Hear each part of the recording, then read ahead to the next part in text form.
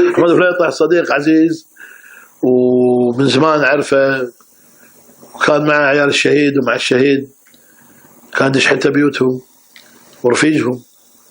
محمود الله يهداه انقلب لما صار نائب مدير عام، قلب وايد حيل قلب يعني. فأنا من النوع اللي ما أحب الإنسان اللي يقلب يعني. أنا أحب الإنسان الصريح اللي محافظ على خط مبادئه يعني. فحمود كان يدافع عن البضاري، العفو، كان يدافع عن القانون الجديد وغيره وغيره وقوانين هذا. فأنا قلت له أن هناك عقوبات، هناك كذا، وقلت في تغريدة قلت يعني الظاهر يحتاج إلى تثقيف نفسه قانونيا في القوانين الدولية.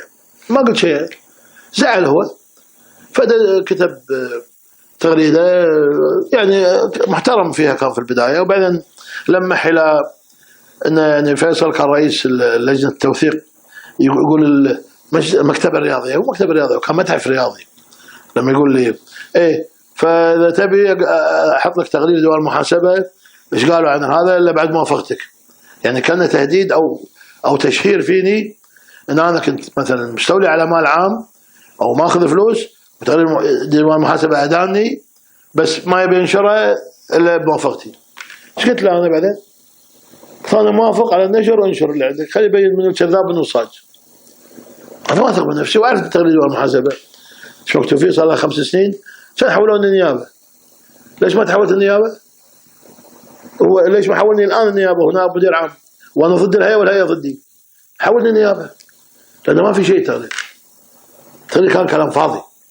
ففليطح ما رد طبعا.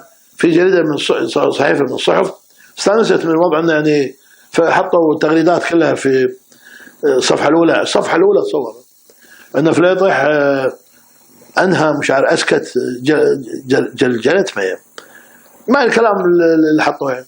يعتقدون أنهم يعني صادني فليطح، حكرني بزاوية. طيب أنا حكرتك، قلت لك انشر تقرير، ليش ما نشرت؟